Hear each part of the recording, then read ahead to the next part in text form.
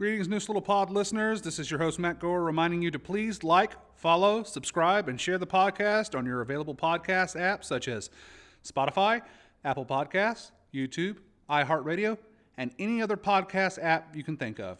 Share our episodes on Facebook and let us know what you think with a comment or review. Now, please enjoy the show.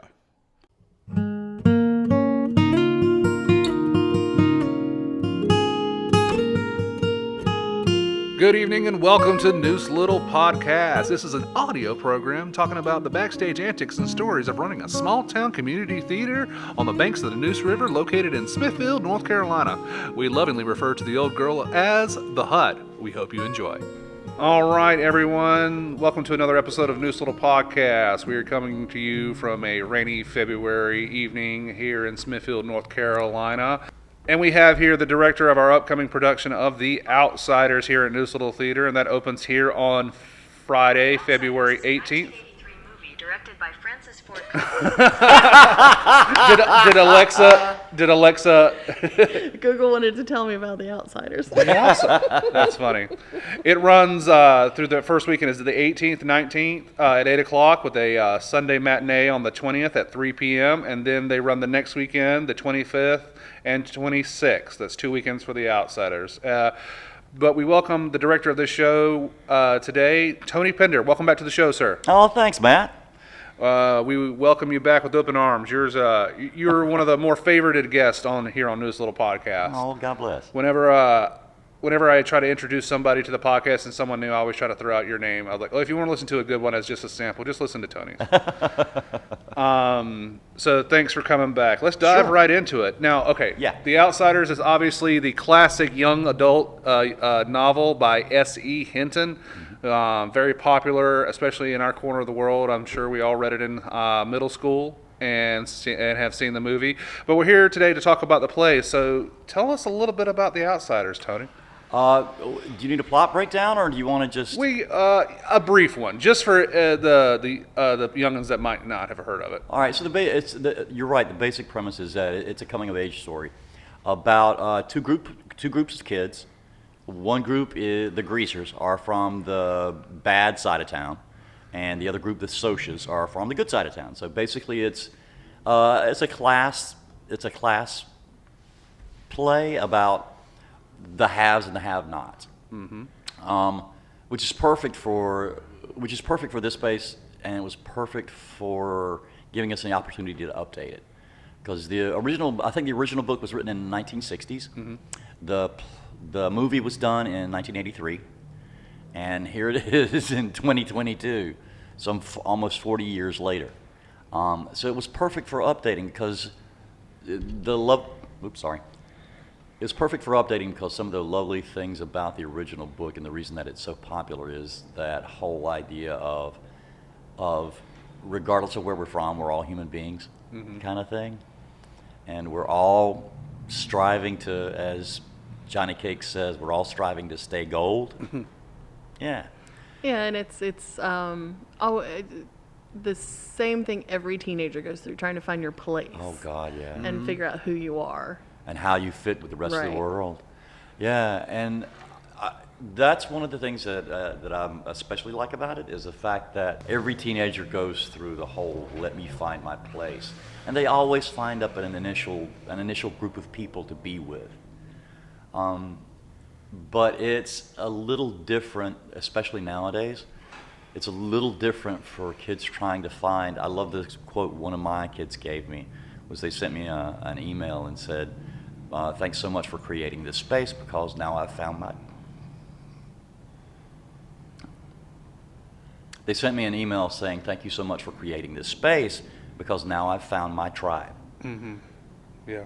And that's the lovely thing is that even the kids in the show recognize that wherever you start, whatever group you start with, is not necessarily the group you're going to end up with, or that you have to stay with. It's the whole process of finding that group where you fit, and that constantly changes. And that's part of this as well, which I think is great. You mentioned that you updated it. Yeah. Go into that a little bit. So the whole idea that there are always niches of people, cliques of people, is pretty universal, regardless of where you're from. If you're a human being, we all try to find a group of people who are like us, so that we can band together. Because human beings are social creatures, man. We work best with other people. There are a few misanthropes in the world, absolutely, but those are few and far between. We all have to have some kind of communication with other people. So for this show especially, that was true, because it is about that search for the people that you're looking for, the people that you're part of, the people that are going to be part of your group, and that you're going to be part of their group. You're searching for that. So that's a kind of a universal thing, which means that to really bring home the ideas of that search, we kind of needed to bring it into a modern day search. So that means that the greasers in this show are homeless kids, right on the edge of society. And the Soch kids in this are like the low-end prep school kids. You know what I mean? They don't have everything, just like the Soches in the book don't have everything, but they get a lot more than everybody else. And the kids who are the greasers back in the day were just barely scraping by. Well, modern day society, the barely scraping by folks are pretty much the homeless folks around here. And especially in North Carolina, I love the fact that, and it just happened that way when the auditions came around, there are actors in this play who have actually experienced homelessness. Oh, wow. And there are actors in this play who work with the homeless on a regular basis. So it was kind of like a happy accident. It also means that the entire play can take place in one space. And that one space is kind of like a vacant lot, neutral territory between those two worlds where all these things happen. So it's less about where we are in time or where we are in space, but where we are with the people who surround us. So, in taking that in, let's transition over to the casting side of things. Now, what were your thoughts on it when you initially read the play, as far as casting goes? Was it going to be challenging? Yeah, there were a couple of challenges. The big one was going to be, how do you find somebody with the sensitivity of a poet who is willing to stand up on stage and talk in front of other people? Because at heart, Ponyboy is a poet. And I thought about taking this whole thing and twisting it a little bit and making it from Johnny Cake's point of view, because he's the kid who has hope throughout this whole show. He's probably one of the most hopeless kids, but has the most hope of all of them. So I thought about, in the beginning, maybe doing it from his point of view. But the more I thought about it, the more I watched, and when I watched these guys interact, even at auditions, it became obvious that this was more about seeing the world through Ponyboy's eyes, and he has the eyes of a poet. Gotcha. And finding that, man, I was so lucky. I don't know if it was because the book itself or the movie itself has reached so many people, even young people in this day and age. But I had about 5 to 6 kids that could have been Ponyboy. In fact, they were so good that I ended up having to double cast it, so that I've got an understudy. Well, you have to nowadays with COVID issues. Right. Yeah. But I was really lucky in that I found not just one Ponyboy, but 2 Ponyboys. And even though they're completely different human beings and they behave in completely different ways, the moment they walk on stage, it's like they both channel that whole poetic spirit that is just, it's remarkable to see in any young people. Yeah. Now, What are some of the differences? I can't. I read the book in school, but I don't Yeah. really remember. What are some of the differences in the play and the book? Not many, honestly. That was one of the things I was concerned about way back when we started looking at the script, was which script are we going to use? Because the movie strayed from the book quite a bit.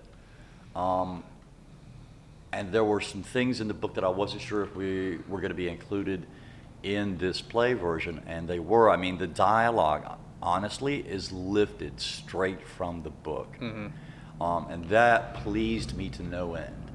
Because when you get good writing, it's a shame sometimes when that translation into a different medium like film or television or heck, even radio, a lot of times there's a loss in the translation. And being the husband of a writer, that's one of the things that's like one of the things I'm really hyper aware of, is how closely a play or a film script parallels the source material. And this one, there's some hiccups, of course, because you're expanding a 300-page novel into less than a couple of hours worth of material. I think it's 80 pages of play script. So there's some bumps in the road. But of all the scripts that I've read in the last little while, this is probably one of the best adaptations of a novel into a stage play that I've seen. And trust I've seen enough to last me a lifetime.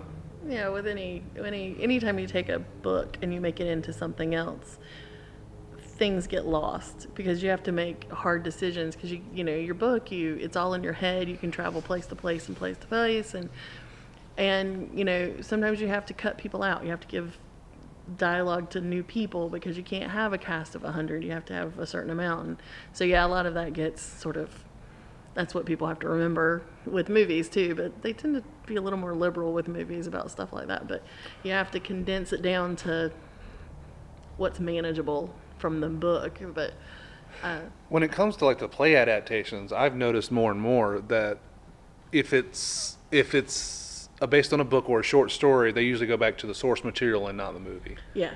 Yeah, And it's also one of those things that I think they tend to try and stay truer to the characters in the play than they do in the movies. And this one, they definitely did. They definitely did. It was really funny. There were a couple of characters who were condensed for the play, but because of the way the auditions went, I ended up casting extra people anyway. So we have characters who are not in the play, but we've developed them through the rehearsal process to be part of the life of this lot. So do they? Let's get into the big moment in the play that most people seem to remember when you bring this up. Oh, it has the big fight. The big fight. Oh yeah. So, what's your kind of direction into going into that big focal point of the story? Oh yeah, we're having to fight. We're having to fight. That's been we spent 3 rehearsals strictly on fight calls. Even the female characters in the show get involved in this physical reaction, and I think that's really important, because that whole idea, I love the fact that one of the things that they pulled straight from the book, which I really loved, was how Pony Boy paralleled this Rumble fight to Jack London and the wolves who were circling each other. In Call of the Wild. Yes. Yeah. And that just, sorry, but that was like that sense of real violence, that sense of real danger, not only in who you choose to be with, but what group you choose to be with as you're finding your place, but how you separate that group from all the groups around it, and how that escalates into violence and changes everybody involved. I thought that was an important part of the book, a really important part of the book, because there's constantly referrals and constant descriptions of the violence that happens to not just to the greasers who are the lower people on the totem pole, but to the socials as well, and how there's this constant intrinsic violence that they've got to deal with as they're doing this, as they're completing their search for where they should be. So I thought it was really important that be part of this. And I thought about turning it into a representational kind of thing. Mm-hmm. You know how people do interpretive dance? Yeah. You know, an interpretive fight. Yeah. Yeah. And I thought about that, and the more I thought about it, the more it just grated. And especially once we got into the rehearsal process and I saw what the kids were bringing to the show, and I went, there's no way. There is no way to take this and turn it into some, imaginary figment moment, like the dream sequence for Cuckoo's Nest. Mm-hmm. It would belie the daily struggle that these people have. That struggle actually gets itself, what do I want to say? It would be artistically dishonest. It would, because the struggle that they go through every day manifests itself in that violence. Mm-hmm. And it would dishonor the things that they go through to find where they should be. And yeah, it just makes the struggle less. And I got to tell you, man, the cast are loving it, and especially the female actors. They're like, yeah, let us in. Mm-hmm. And as a matter of fact, one of the physical leads, in the Rumble is supposed to be male, and in our version, that person is female. Mm-hmm. And she kicks butt.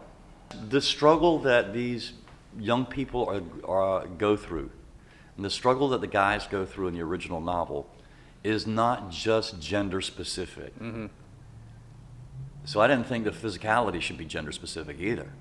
Gotcha. Or that the struggle should be gender specific, especially now because so many young people have so many more options to finding their tribe. And that struggle, regardless of whether it's 40 years ago or 20 years ago or 2 weeks ago, is still just as real and still just as deep and still can be that violent.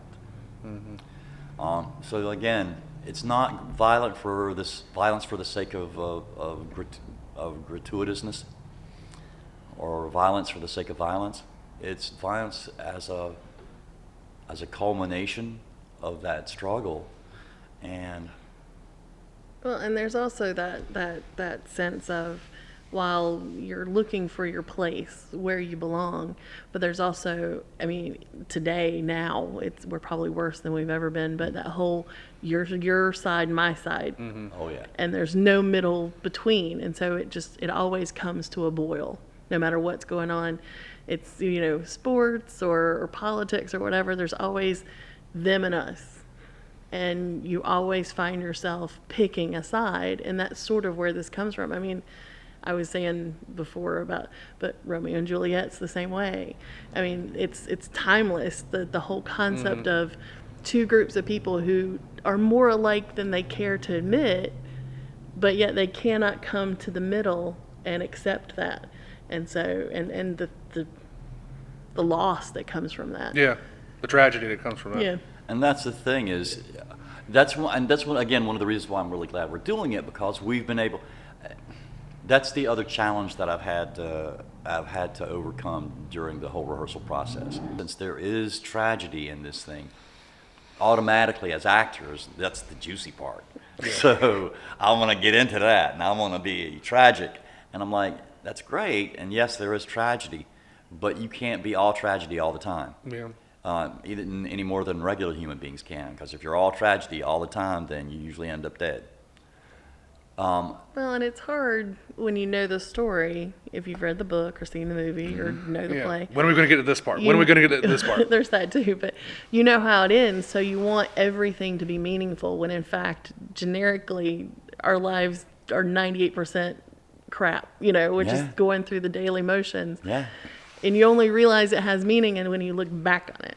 Exactly. So it's real hard to get people to understand. It's like, no, this is just you guys sitting around shooting the bull. Exactly. This is not anything deep. This is you guys playing around. Everything out of your mouth. In fact, I literally had to say it at rehearsal the other night. Everything out of your mouth does not have deeper meaning. Right. We're just talking here. We're just talking. Because it was great. They were being very, I'm acting. Yes. So I had to lighten it up a little bit. And that's always the challenge.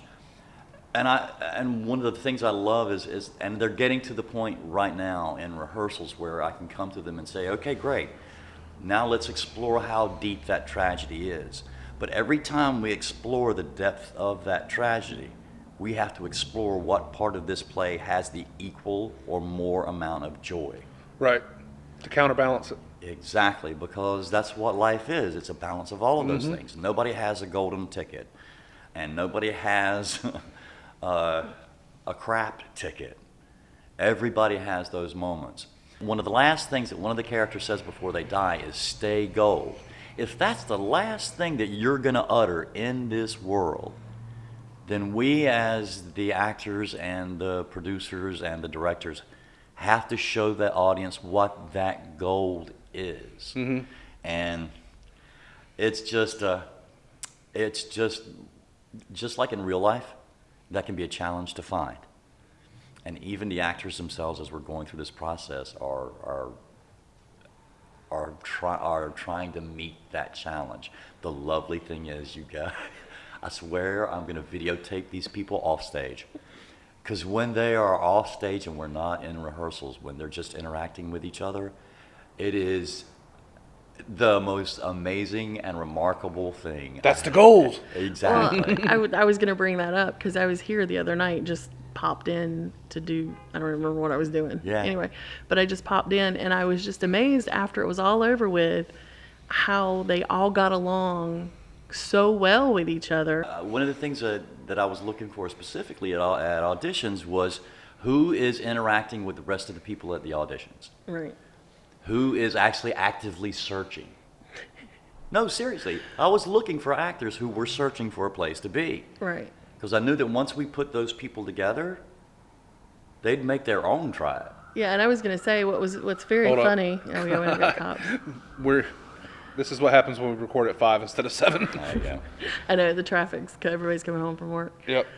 No, but what I was going to say was one of the other things I was going to say was you're talking about finding your place and having these two groups of people, but you have people who would never have interacted before being in this show, and to see them get along and to be friendly with one another, just walking in cold, they didn't know who I was, but to walk into that and realize that they were, they found this group of people that get along and they can be a part of, and they're friends with people that they probably would have never reached out to before. Yeah. So, and that's theater. Huh. That is. And especially here. Again, one of the reasons why I felt it was important for us to do the show, and it was important for us to update it, because the number one is that this place has always been one of those places where it encourages that kind of bonding, where it encourages that whole idea of being a community in the best sense of the definition of that word. And I also knew that from being a teacher, I get a firsthand view of how that struggle goes on a regular basis. And especially over the last year, it has gotten... Yeah, because there's not been any socialization. Do you think that's part of it? Do you think that's part of why they're getting the cast is bonding so well? Is because maybe this is just an extra opportunity to see another human being? I don't think it's just that. I think that they've been... Listen, regardless of whatever happens to the rest of the world, when you get to that age where you start searching for the place that you belong and the people that you belong with, it doesn't matter what else is going on in the rest of the world. You're still searching. Period. And since they haven't been able to actually find anything, and since that search has been truncated because all they've known is home for the last 2 years, yeah, they're gonna extend themselves a little further than they used to do. Like, even had this group of people got together 2 years ago before this whole thing came down, the bonding would still be there. I don't think it would be as tight as it is now. Right. Well, people inherently are social creatures that need someone else to talk to be with. No matter how much, I mean, even me who works from home, doesn't go out, I still need someone else occasionally, to feel like I'm part of the world. Yeah.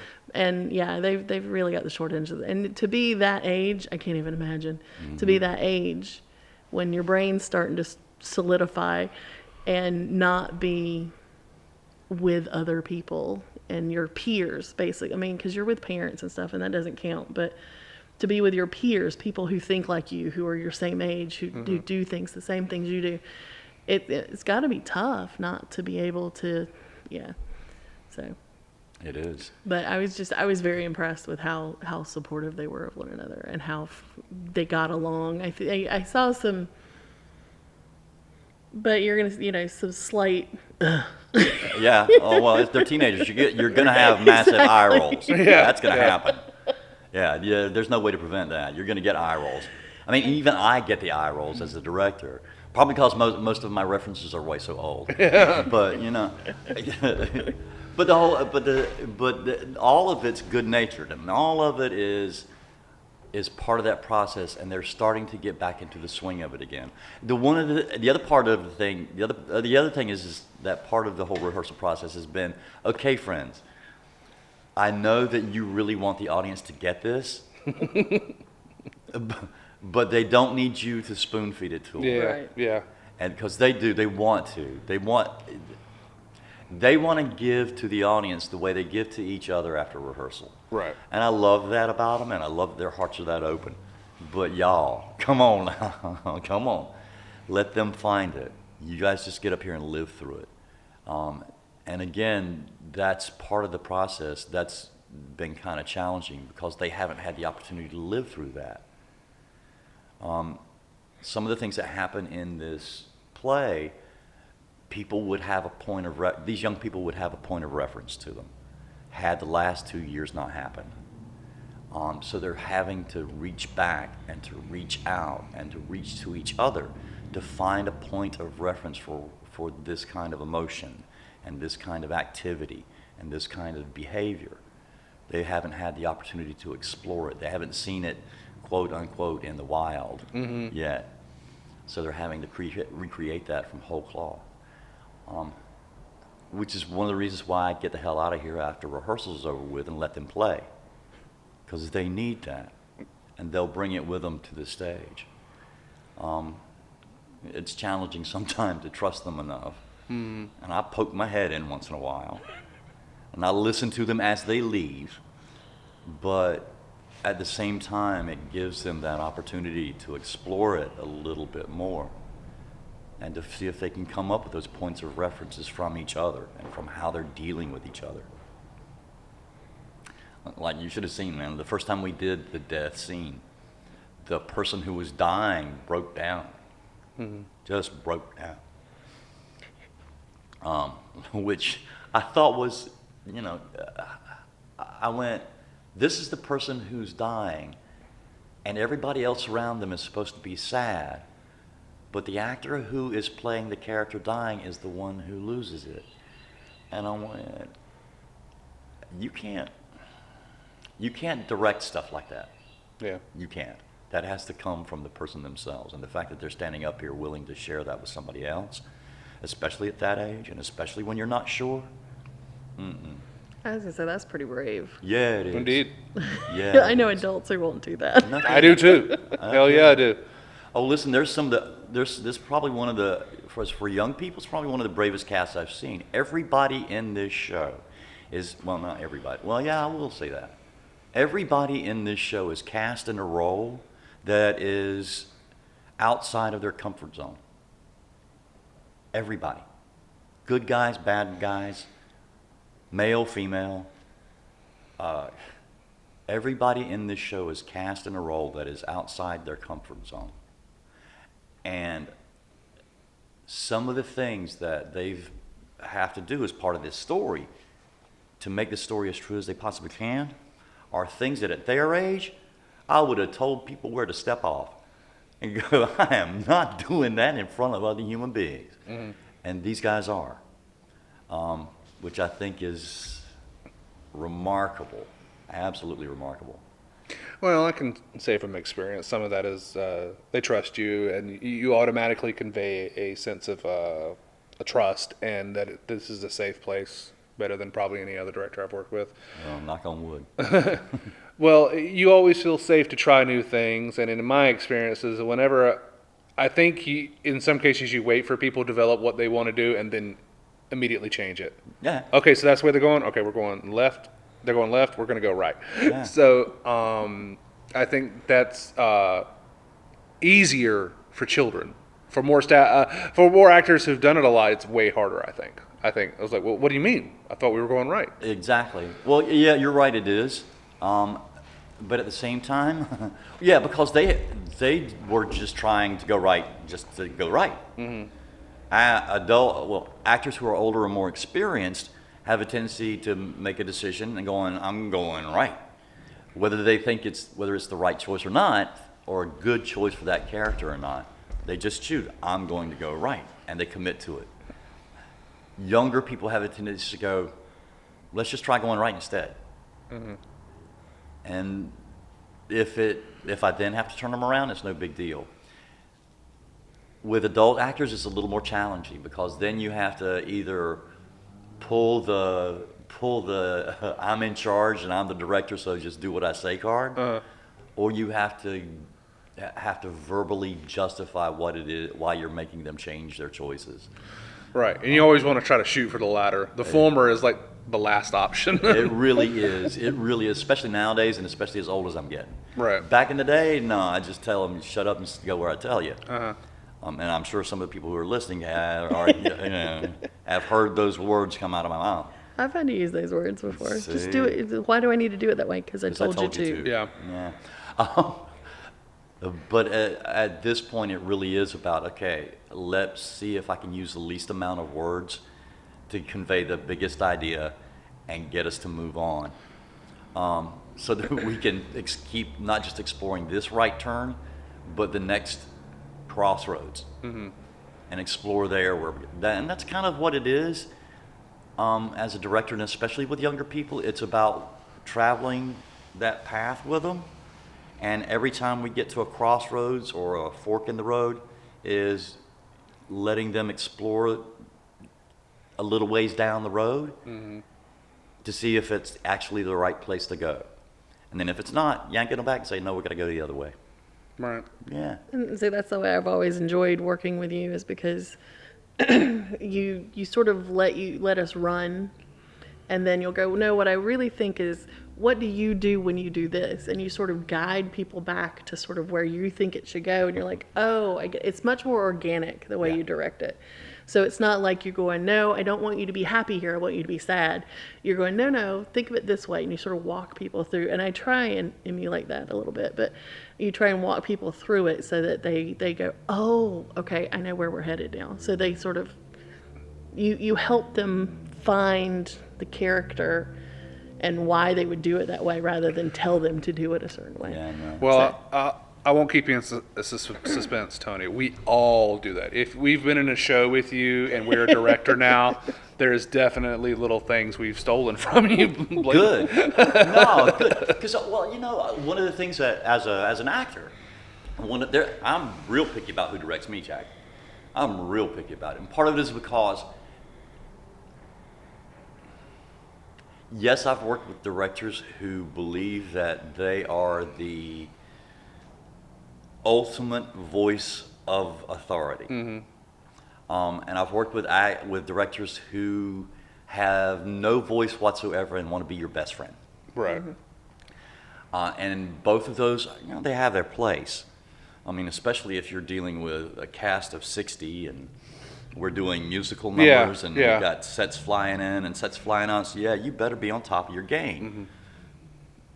But one of the reasons that I love smaller community theater like this is that you don't have to do that. You get to let people explore. And one of the lovely things about that is when they do that exploration, you find things that no matter how many ways I've cut the movie in my mind, if I let the actors go to places that they want to go, I can guarantee you I will find at least one moment that never entered my movie at all, was never in the script. It absolutely happens every single time. See, I have that argument about auditions. People go, you must have somebody in mind. I'm like, I don't. Oh. I'm completely a blank slate. I know what the characters I want. I know what, but as far as people who will play these, I have no idea. I don't cast before I come in. And I know other people don't, but it really I'm like, really? How do you do that? But I have had more great people in my set, in my shows, because I had no idea who they were before they walked in the door. Yeah. And I had no idea that what they would give me in auditions. I'm like, I didn't even think of that. That is perfect. I love that. And it's something I would have never thought of, when I was thinking of how the show should go. And I'm like, yep, that's it. I didn't even know that's what I wanted, but that's what I want. Sure. That was part of what was happening in the auditions here. I walked into it going, okay, I know if I can, because Mita will tell you when I started talking to the He was clueless. when I started talking to Steven and stuff about what's the set going to look like and what period are we going to do it, I was like, I honestly don't know. I have no idea who's going to show up to auditions. I don't know who's going to be here, so I don't know. I had to make like 3 different contingency plans before auditions happened for what this play was going to look like. And then the people walked in and stood up here on this stage. I had no intention of casting the gender diversity or the racial diversity or the age diversity that is in this show right now. I had no intentions of it when I walked into the auditions. But when I came into it and the people stood up on the stage, all of a sudden, the essences of the characters that I had in my movie, these were the people who embodied that. And most of it was because they did what they do instead of what somebody on a piece of paper told them to do. Right. In closing it out, Tony, Yeah. what do you want the audience to take away from this play when they come see it? Or, I mean, anything along those lines. What kind of message are you trying to throw out there? I know you've talked about themes and stuff like that, but or am I just rehashing the same question from the beginning? You're not. I think the biggest thing is that Robert Frost poem from the book, that nature's first green is gold, so stay gold. It really is about how it doesn't matter how old you get, how impactful things in the universe are on your life. You get to choose how you react to it and how you look at it and how you take it in.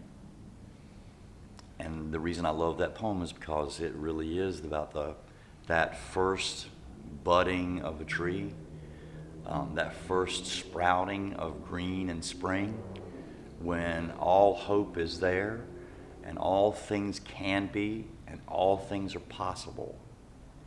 And then it doesn't matter. Just because the day has worn on doesn't mean that you have to let the day go dark on you. You get to stay gold if you want. You just have to choose that. And that, more than anything, is what I took from the book, is what I took from this play, and it is definitely what I took from this cast, is you get to choose whether that sun goes down. You get to choose if the leaves fall. You get to choose whether you stay gold. It's been a long time since I really thought about the book, but it was one of my favorites growing up. But it's also, no matter how different we try and make ourselves, we really are extremely alike of everybody on the planet. Yeah. We just force ourselves to be in these subgroups so we can feel better, different, special. Well, thank you, Tony, for being here and talking about The Outsiders a little bit. We really do appreciate it. It's always great to have you on. I've said, Thanks, man. I love being here. just as a reminder, The Outsiders opens on Friday, February 18th at 8 o'clock, and it runs the next Saturday at 8 o'clock and the next Sunday at 3 o'clock. That's a matinee. And then it runs the next weekend, Friday the 25th and Saturday the 26th. Both of those are at 8 o'clock. So please come on down to the Hut and see some live theater. Get some art in your life, as it were. And this is a very recognizable play. This was our big name play of the season. When everybody looked at our season, like, oh, The Outsiders, I know that one. I know that one. So A lot of interest from the high school high school teachers, I think, Yeah. too. Oh, I've even got middle school teachers calling me. yeah. Yeah. Hopefully we can get some classes out here to come see it. That would be a great opportunity for any class, any English class. Yep. Call 919-934-1873 That's right. and leave a message. Tell us your name, your phone number, what night you want to come, how many tickets you're going to need, and then you will show up on show night and check in with the box office and pay cash or check at the door. We don't take credit or debit cards. End of spiel. All right, we're going to close it out there, folks. We're coming to you live from the middle, as it were, the stage of The Outsiders, and I'm looking at a lot of chain link fence and graffiti here. It's going to be a really cool show for you guys. We hope you come see it. Again, thanks for being here, Tony. Thanks, Matt. 2 weeks from now, our next episode will feature a couple of cast members from The Outsiders, and we hope to, and those are going to be some kids, so that'll be a new experience for everybody on the podcast. I don't think we've had any kids on before, or at least any teenagers. Bring a ruler. No, the youngest person I think is Annabeth. She's been in her 20s. Great. All right. From Smithfield, North Carolina, we'll see you next time. Have a good night. Credits for the show. Your host and creator is Matt Gore. That's me. My producer and editor is Mita Toole. That's me. Music is by Cody Walker. Please go look up Cody on Cody Walker Music on YouTube, and he's also on Cody Walker Music on Facebook as well. He's local, so and he's got a couple of albums out. Easy listening, John Denver type of guitar voice, that Cody Walker. All right, thanks for listening. We'll talk to you later. Bye-bye.